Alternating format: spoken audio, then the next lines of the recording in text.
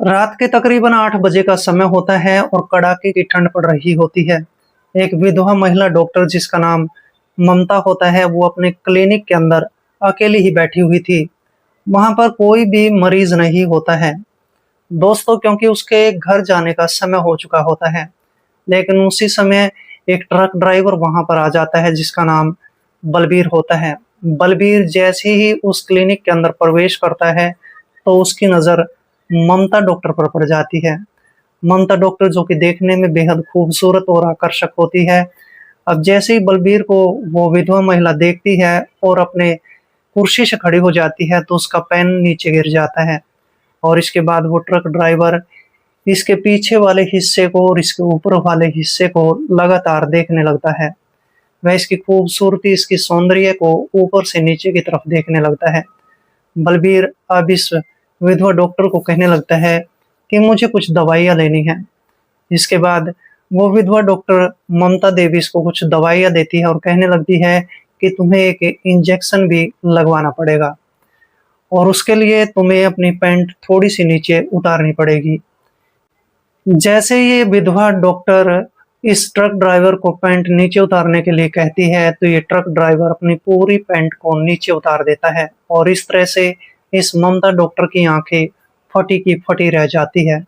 दोस्तों, थोड़ा समय गुजरने के बाद ये महिला डॉक्टर इस बलबीर सिंह ट्रक ड्राइवर को कहने लगती है कि तुम आज की रात मेरे इस क्लिनिक में ही रुक जाओ। यहाँ पर कोई भी तीसरा व्यक्ति नहीं है। हम दोनों इस क्लिनिक के अंदर अकेले हैं। और इसके बाद दोस्तों, इस ट्रक ड्राइवर और इस विधवा महिला डॉक्टर ममता के बीच में क्या होने वाला है, बहुत ही हैरतअंगेज, रोमांटिक और दिलचस्प कहानी है। नमस्कार दोस्तों, मैं कुलदीप राणा। आज की हमारी कहानी की शुरुआत होती है उत्तर प्रदेश के लखनऊ शहर से। लखनऊ शहर के अंतर्गत एक गांव आता है जिसका नाम मुन्ना खेड़ी गांव होता है और इसी मुन्ना खेड़ी गांव में रहने वाली 32 वर्षीय ममता देवी, जो कि पेशे से एक छोटी सी डॉक्टर होती है। इसी मुन्ना खेड़ी गांव के अंदर इसका एक छोटा सा क्लिनिक भी होता है। लेकिन ये विधवा महिला देखने में इतनी खूबसूरत और इतनी आकर्षक होती है कि जो भी व्यक्ति इसको एक बार देख ले, बस देखता ही रह जाया करता था। ये विधवा महिला सुबह के 8 बजे अपने छोटे से क्लिनिक में जाया करती थी, शाम के 8 बजे अपने क्लिनिक से घर पर लौट आया करती थी।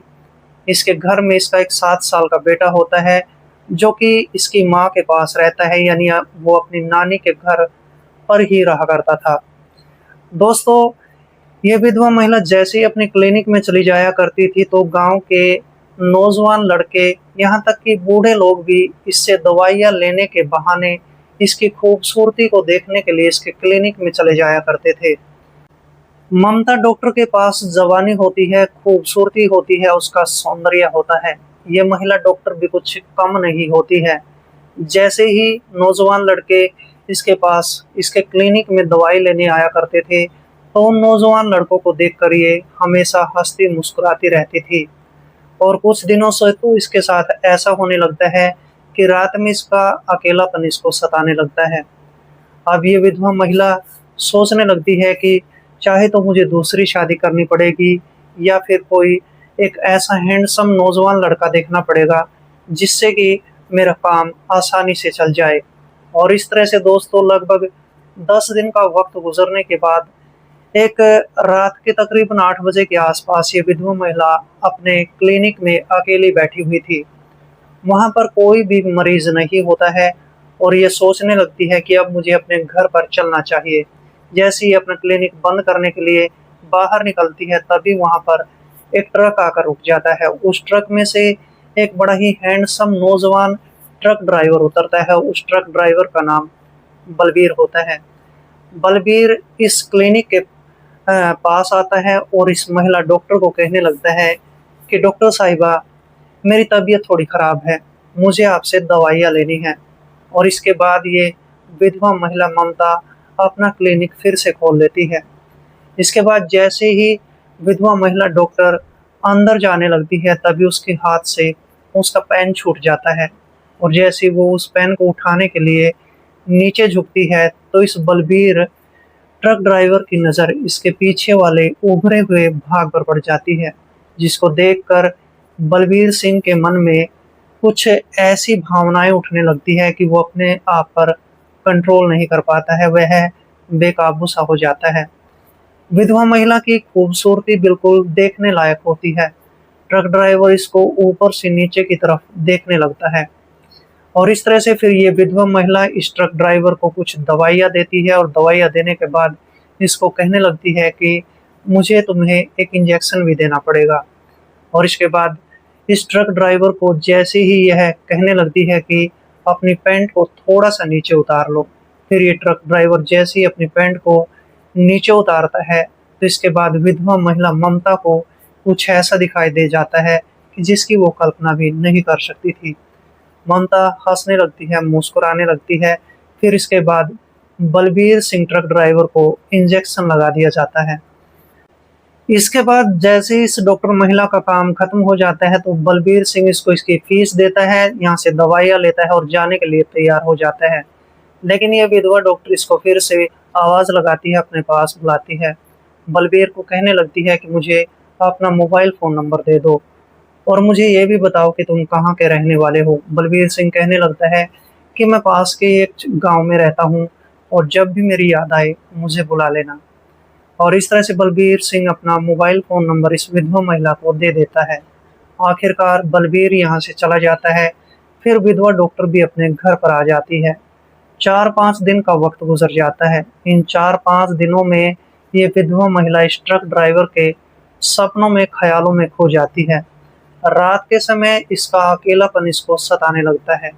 ये अपनी जवानी, अपनी खूबसूरती को अब बर्दाश्त नहीं कर पाती है और इस तरह से आखिरकार एक ऐसी रात आ जाती है जिसमें रात के 9 बजे का समय होता है और ये विधवा महिला इस ट्रक ड्राइवर बलबीर के पास फोन कॉल करती है। इसको कहती है कि मुझे तुम्हारी याद आ रही थी और मैंने इसलिए तुम्हारे पास फोन किया है। तुम जल्दी से मेरे घर पर पहुंच जाओ और आज मुझे तुमसे जो है कुछ ज़रूरी बातें करनी है। मुझे आज अपने अरमान पूरे करने हैं। इस तरह से ट्रक ड्राइवर बलबीर सिंह सारी बातें समझ जाता है। लगभग 1 घंटे का समय गुजरने के बाद बलबीर सिंह रात के 10 बजे के आसपास ममता डॉक्टर के घर के दरवाजे की डोरबेल बजाता है। जैसे ही ममता डॉक्टर दरवाजा खोलती है तो बलबीर देखता है कि आज इस महिला डॉक्टर ने एक पतली सी काले रंग की नाइटी पहन रखी थी, जिसमें ये महिला डॉक्टर काफी खूबसूरत लग रही होती है। और इसके बाद ममता डॉक्टर इस ट्रक ड्राइवर को अपने घर के अंदर ले लेती है और दरवाजा बंद कर लेती है। दोस्तों, महिला डॉक्टर इसको अपने सीधे ही बेडरूम में ले जाती है और बेडरूम में ले जाने के बाद ये दोनों थोड़ी देर तक बातचीत करते हैं, एक दूसरे का हाल चाल पूछते हैं। जैसे दोनों के बीच बातचीत हो रही होती है तो इसके बाद ये महिला डॉक्टर इस ट्रक ड्राइवर का हाथ पकड़ लेती है और इस तरह से इस ट्रक ड्राइवर का दिल जोरों जोरों से धड़कने लगता है। दोस्तों, ये ट्रक ड्राइवर भी इस महिला को अपनी बाहों में भर लेता है और इस तरह से दोस्तों ये फिर जो डॉक्टर होती है अपने कमरे का, अपने बेडरूम का दरवाज़ा बंद कर लेती है और इसके बाद दोस्तों इन दोनों के बीच ऐसे रिश्ते कायम हो जाते हैं जिसकी ट्रक ड्राइवर ने कभी भी कल्पना नहीं की थी।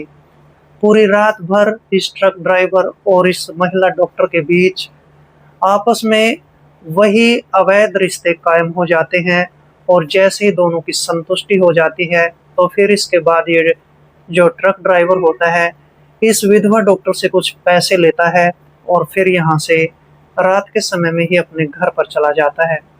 दोस्तों, इस तरीके से दिन गुजरने लगते हैं और तीसरी चौथी रात ये विधवा महिला डॉक्टर इस ट्रक ड्राइवर को अपने घर पर बुलाने लगती है और ट्रक ड्राइवर इसके घर पर आता था और इसके साथ अपने रिश्ते कायम करता था और चला जाया करता था। लगभग 3 महीने का वक्त गुजर जाता है। इसके बाद इस महिला डॉक्टर का मन इस ट्रक ड्राइवर से भर जाता है और फिर तो जब भी ये ट्रक ड्राइवर बलबीर सिंह इस डॉक्टर के पास फोन किया करता था तो ये महिला डॉक्टर उसका फोन भी नहीं उठाया करती थी, क्योंकि इस महिला डॉक्टर को एक दूसरा हैंडसम नौजवान लड़का मिल चुका होता है जिसका नाम पुनीत होता है, जो कि कॉलेज में रहकर अपनी पढ़ाई किया करता था। दोस्तों, आखिरकार ये ट्रक ड्राइवर इतना परेशान हो जाता है, इतना थक जाता है कि हर समय इसके पास फ़ोन कॉल किया करता था। लेकिन ये महिला कभी भी इसका फ़ोन नहीं उठाया करती थी। आखिरकार एक ऐसी रात आ जाती है जिसमें ट्रक ड्राइवर ना तो इसके पास फ़ोन कॉल करता है, वो सीधे ही इसके घर तक पहुँच जाता है। अब इसके बाद ट्रक ड्राइवर बलबीर सिंह जैसे ही घर के दरवाजे की डोरबेल बजाता है तो 5 मिनट तक दरवाज़ा नहीं खोला जाता है, और जैसे ही ममता विधवा महिला डॉक्टर अपने घर का दरवाज़ा खोलती है तो बलबीर सिंह को देखकर चौंक जाती है। इसके माथे पर पसीना आने लगता है। बलबीर सिंह इसको पूछने लगता है कि तुम मेरा जो है फ़ोन क्यों नहीं उठा रही हो? तब ये विधवा महिला इसको अपने घर से बाहर जाने के लिए कहती है, लेकिन बलबीर इसके घर से बाहर निकलने के लिए तैयार नहीं होता है। बलबीर जैसे ही घर के अंदर कमरे के अंदर प्रवेश करता है तो देखता है कि वो कॉलेज का लड़का पुनीत इसके बिस्तर पर आपत्तिजनक स्थिति में लेटा हुआ था। पुनीत को ऐसी आपत्तिजनक स्थिति में देखकर बलबीर सिंह ट्रक ड्राइवर अपना आपा खो देता है, वह गुस्से में पागल हो जाता है, और इस तरह से देखते ही देखते पुनीत और इस बलबीर ट्रक ड्राइवर के बीच झगड़ा शुरू हो जाता है। दोनों के बीच मारपीट होने लगती है, और इस तरह से घर के अंदर एक तरह से कोहराम मच जाता है। चिल्लाने चीखने की आवाज़ें आने लगती हैं। पड़ोसियों तक भी ये आवाज़ें पहुँचने लगती हैं।